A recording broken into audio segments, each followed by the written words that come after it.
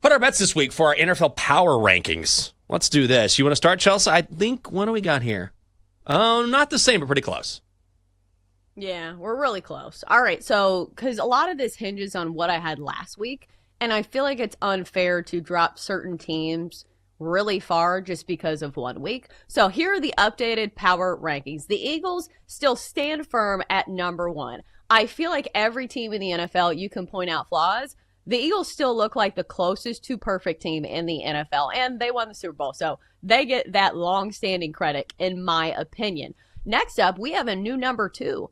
I feel like the Chargers deserve some respect. The way that Justin Herbert is throwing the football right now, and the way that defense is, shutting down other teams, allowing the fewest yards per attempt of any team in the NFL, that is the difference between the Chargers and the Bills, in my opinion, because the Bills have Josh Allen, who is amazing, but their defense certainly has its flaws. So I still have the Bills at number 3, and then we go Packers. I'm not dropping them too low because of that loss to the Browns.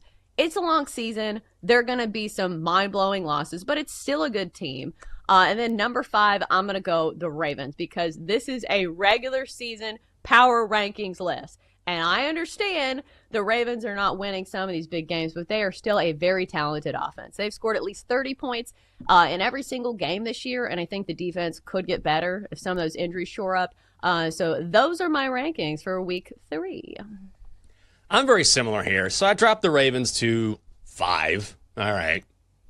I'm a little disturbed, more than a little disturbed about their inability to hold leads, their inability to keep up with Detroit, and how they were manhandled. I think that's the one thing more than anything else. They were just manhandled at the line of scrimmage. You don't normally see that when you're talking about teams from Baltimore, but still, this is a very good team. They lost to the Bills and Lions, so let's not punish them too much. Packers at 4, a little worried about some injury concerns on offense, but I'm not going to dock them too much for a loss in Cleveland where, look, they had a blocked field goal there. They probably should have won that game. Also, the Browns' defense is really good, so I still like what I've seen from Green Bay. Chargers at 3. Oh, yeah. I love the Chargers. I'm on the Chargers train all season long. I don't think they're going to Charger this year. I love what Jim Harbaugh is doing. This is one of the most complete teams in the NFL. Bills at 2. So we just are flip-flop there. You have Chargers at 2, Bills at 3.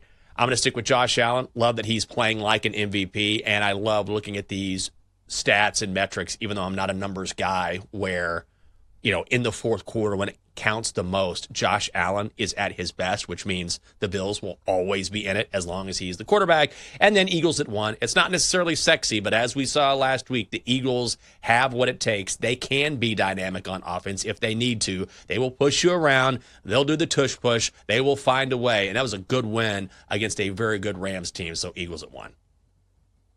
Okay, so now here the question is, what team are we leaving off the list that maybe gets an honorable mention?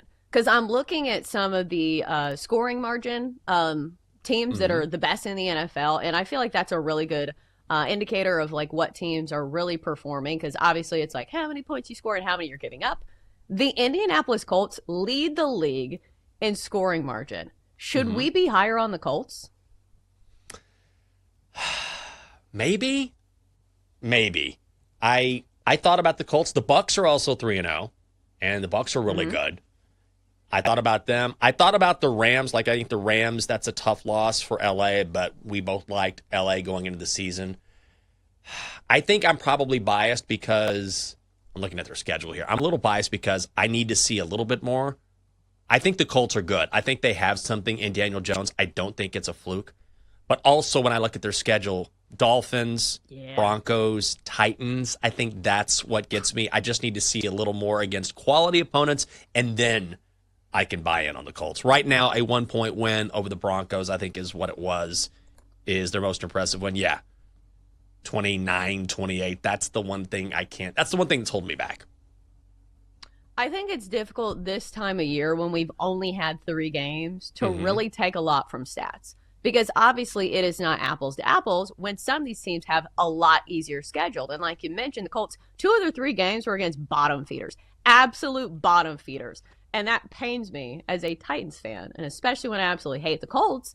But I do think we still need to see a little bit of more, hey, we need to have this proven to us, especially for Daniel Jones. Like, I'm not sitting here and doubting the rest of the team, especially Jonathan Taylor. Once upon a time, he was one of the best backs in the league. So it's not shocking to me seeing the numbers that he's putting up currently. But maybe I think when we're talking about like the best teams in the league, and I think Daniel Jones is having a great season, he probably is going to have a great regular season, but I still don't put him above, the Josh Allens and the Lamar Jacksons because he just has not proven it yet.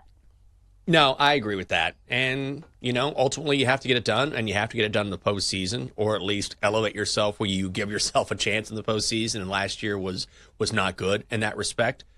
Anyone else we're leaving out? I mentioned the Bucks. How do you feel about the Bucks? Yeah, I like the Bucks. I feel like they're great from a betting standpoint. So maybe they're not in my top 5, but I'll take them getting points, against good teams. And we have that very scenario this week, I believe. They are in my teaser. We'll see if they can keep that game close. I think it's against the Eagles. Yeah. Coming up next on the show, why Chelsa says Sister Jean is going straight to hell after retiring early at 106.